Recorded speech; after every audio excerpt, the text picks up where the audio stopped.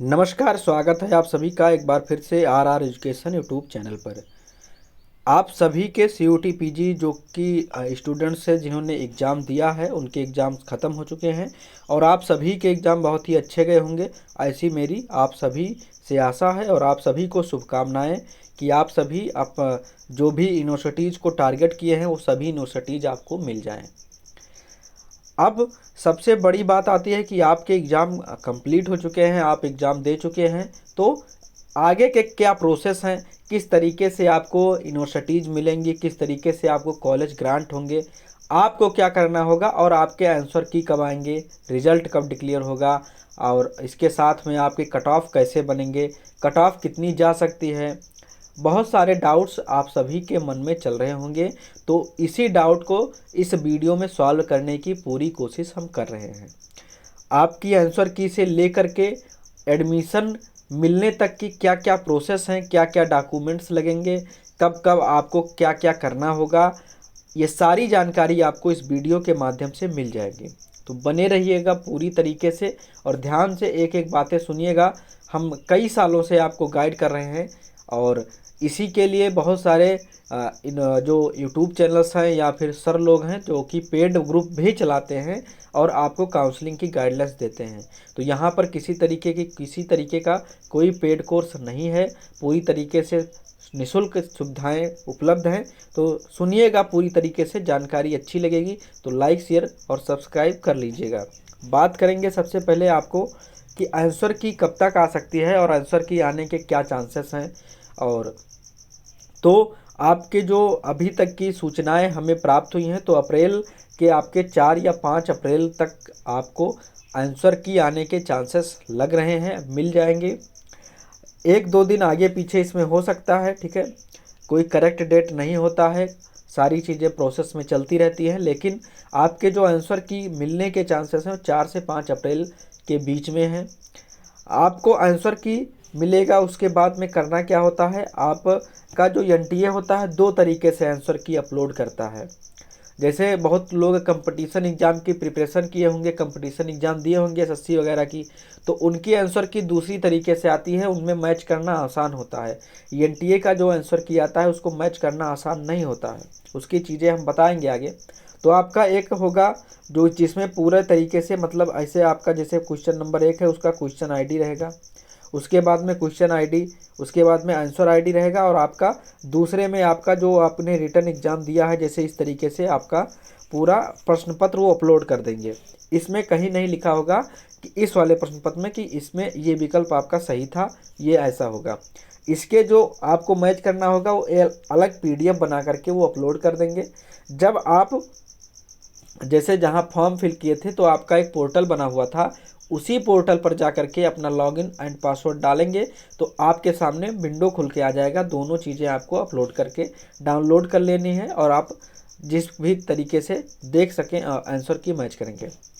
Answer की के बाद में आपको टाइम मिलेगा 2 से 3 दिन का, जिसमें आपको करना होगा जो क्वेश्चन आपको गलत लग रहे होंगे। एनटीए लगभग 2 से 3 क्वेश्चन हर एक पेपर में गलत देता है, तो ऐसे में आपको 2 से 3 क्वेश्चन चैलेंज करना होगा। हो सकता है कि एक क्वेश्चन चैलेंज करने का आपको 200 रुपये तक चार्ज हो, जो कि नॉन रिफंडेबल होता है। अगर आपका आंसर सही भी होता है तब भी आपको पैसे वापस नहीं करेगा, ठीक है।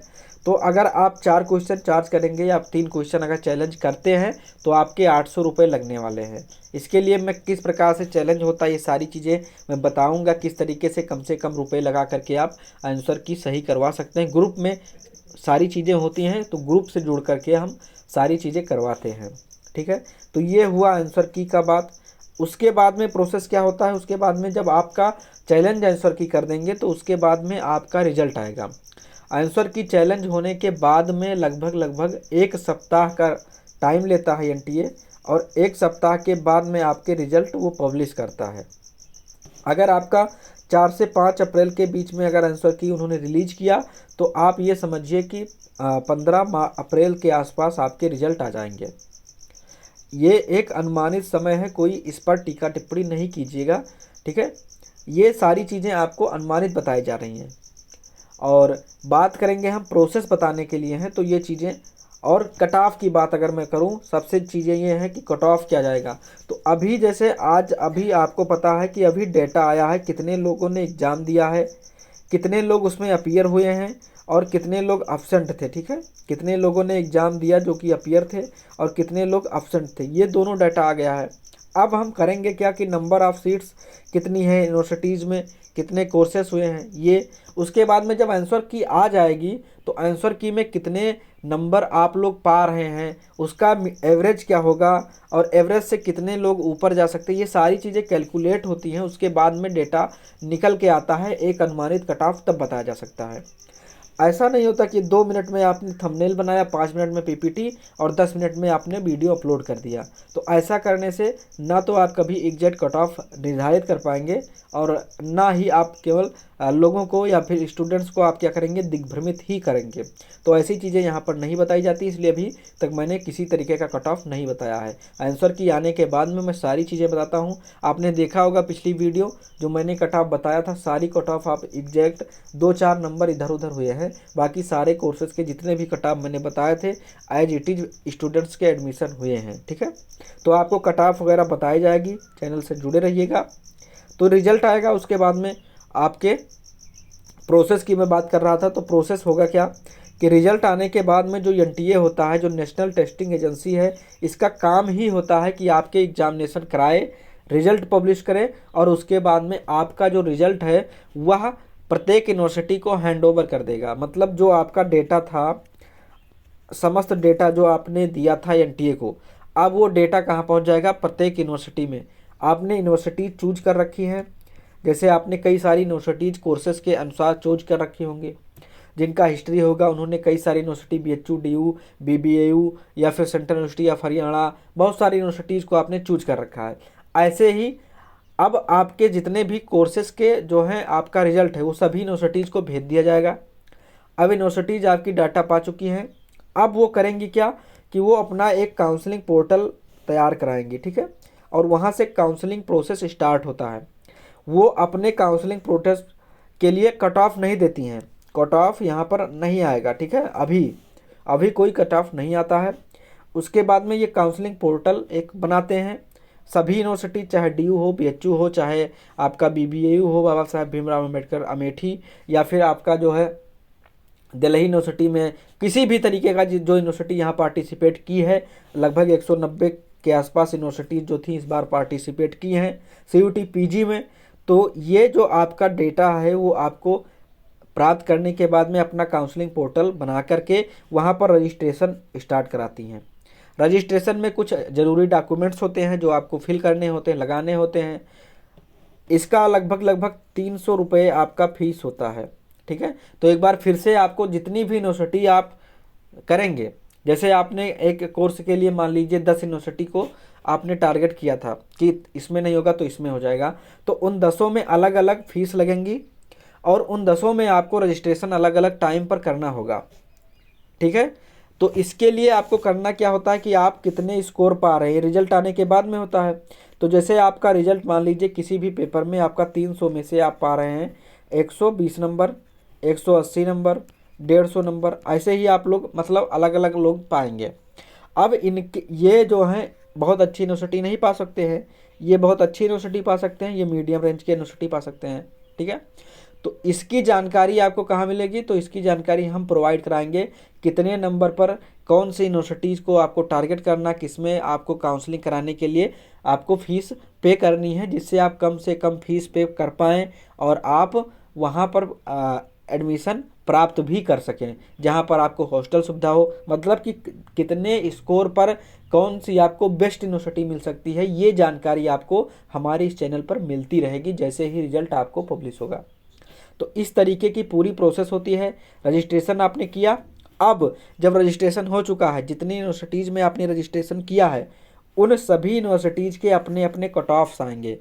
ठीक है, पहली कट ऑफ लिस्ट आएगी जिसमें आपके डीयू और बीएचयू अभी यहाँ छोड़ दीजिएगा, डीयू एंड बीएचयू दोनों यूनिवर्सिटी यहाँ आप कट ऑफ के मामले में छोड़ दीजिएगा, बाकी सारी प्रोसेस सेम थी। अदर यूनिवर्सिटीज़ में क्या होगा कि वो कट ऑफ लिस्ट निकालेंगे, पहली कट ऑफ लिस्ट निकालेंगे जिसमें जनरल के लिए मान लो आपका 150 तक बुलाए या 160 तक बुलाएंगे, उसके बाद में ओबीसी का आपका 155 तक बुलाए, ऐसे ही मतलब कट ऑफ निकालेंगे। उतने लोगों को वहाँ पर, कुछ लोगों को ऑफलाइन कुछ यूनिवर्सिटीज़ में, कुछ यूनिवर्सिटीज़ में ऑनलाइन प्रोसेस होगा, काउंसलिंग फिल करना होगा। अगर आप उस रेंज में आते हैं तो आपको एडमिशन के लिए क्या होगा, आपको एडमिशन के लिए मैं बताता हूँ, आपको एडमिशन के लिए ज़रूरी जो है लिंक जनरेट कर देंगे। वहाँ पर आपको फ़ीस पेमेंट करना होगा डेडलाइन से पहले। मान लीजिए आपका एडमिशन 10 मई को होता है, आपका लिंक जनरेट होता है, तो आपको ऐसे 2 दिन का टाइम मिलेगा कि 12 मई से आप पहले पहले फ़ीस पेमेंट करेंगे तो आपका एडमिशन हो गया, नहीं करेंगे तो आपकी सीट दूसरे को ऑफर कर दी जाती है। ये सारे तरीके होते हैं। अब मैंने वहाँ छोड़ दिया था D U and B H U को, तो D U and B H U का अभी तक का जो फंडा था जो इन्होंने कराया था, उन्होंने किसी तरीके का कट ऑफ नहीं दिया था। अदर यूनिवर्सिटीज़ ने कट ऑफ दिया था, इन्होंने कट ऑफ नहीं दिया था। ये अपने पोर्टल बनाते हैं, पोर्टल पर ही अगर आप एलिजिबल हैं तो उन्हीं के पोर्टल पर पेमेंट लिंक दे देते हैं। पेमेंट करने का ऑप्शन आता है, आप पेमेंट करेंगे, पेमेंट करने के बाद में आपका एडमिशन हो जाता है। ये चीज़ें D U and B H U में थी, ठीक है। यहाँ पर किसी तरीके का कट ऑफ नहीं दिया जाता है। इम्पॉर्टेंट डॉक्यूमेंट्स आप लोगों के लिए क्या क्या होते हैं जो कि लगते ही हैं सभी यूनिवर्सिटीज़ में। कुछ यूनिवर्सिटीज़ में डॉक्यूमेंट्स वेरी कर सकते हैं। आपके जो मार्कशीट है सभी 10th के, 12th के और यूजी प्रोग्राम्स के, अभी आप लोग अपीयरिंग होंगे तो 6 सेमेस्टर का जो है आपका नहीं आएगा, तो उसके लिए टेंशन मत लीजिएगा। आप लोग किसी भी तरीके से अनवैलिड नहीं होंगे, आपके एडमिशन हो जाएंगे। आपकी यूनिवर्सिटी रिजल्ट पब्लिश करती है नहीं करती है, सारी चीज़ें यूनिवर्सिटी देखती हैं, आपको टेंशन लेने की ज़रूरत नहीं है। और किसी भी तरीके से आप भ्रमित मत होइएगा कि मेरा जो है अगस्त में एग्ज़ाम होगा या फिर जब भी होगा तो हमारा एडमिशन क्या होगा। आपको एडमिशन मिलेगा अगर आप कट ऑफ के अंदर आएंगे। आधार कार्ड सभी के पास होता है, आधार कार्ड लगेगा। डिग्री आपकी लगती है जो आपकी यूजी की डिग्रीज होती हैं जो कि आपको प्रोविजनली मिलती हैं। कुछ यूनिवर्सिटी डिग्री दे देती हैं, कुछ नहीं देती हैं। नहीं देती कोई बात नहीं, आपको टाइम मिलेगा, 2 महीने का टाइम देते हैं एडमिशन डेट के बाद से। जैसे आपका 10 मई को एडमिशन हुआ तो उससे 2 महीने के बाद में आप डिग्री लेकर के यूनिवर्सिटी में जमा कर सकते हैं, ठीक है। डेट ऑफ बर्थ सर्टिफिकेट होता है जो कि आपके 20th की मार्कशीट लगती है वहाँ पर, और आप 20th की यहाँ पर मार्कशीट लगाएंगे तो वहाँ पर आपका कार्य हो जाएगा। ये चीज़ें, एबीसी कार्ड आपका बनता है। एबीसी कार्ड होता क्या है, तो नीपी जो न्यू एजुकेशन पॉलिसी आई थी, उन्होंने एक बहुत ही अच्छा काम किया है कि सभी कोर्सेज के आपके क्रेडिट बनते हैं। जैसे आपके यूजी के कोर्सेस हैं, 6 सेमेस्टर आपका यूजी है, 8 सेमेस्टर का आपका यूजी कोर्स है, तो आपके प्रत्येक सेमेस्टर का आपका जो क्रेडिट होगा वो आपके एकेडमिक बैंक क्रेडिट कार्ड में आपका जो है ट्रांसफ़र होता रहेगा। तो आप जितने भी क्रेडिट अर्न करेंगे उसी के अनुसार आप कोर्सेज प्रेफरेंस आप अदर यूनिवर्सिटीज़ में कर सकते हैं। तो एबीसी कार्ड बहुत ही आसान तरीके से बन जाता है। डिजी लॉकर ऐप होता है, उसमें आप आधार से लॉगिन करेंगे, यूनिवर्सिटी सेलेक्ट करेंगे, एबीसी कार्ड बन जाएगा। ये सारी चीज़ें काउंसलिंग के समय लगती हैं। मैं पूरी तरीके से आपके साथ रहूँगा, बताऊँगा, कोई भी टेंशन लेने की ज़रूरत नहीं है। कैटेगरी सर्टिफिकेट रहेगा तो आपका कैटेगरी सर्टिफिकेट 2024 का इशू होना चाहिए। आपका ओबीसी सर्टिफिकेट जो होगा वो सेंट्रल फॉर्मेट में रहेगा। ये चीज़ें आपको ध्यान रखनी है, बाकी चीज़ें सेम रहती हैं, कोई टेंशन वाली बात नहीं होती है।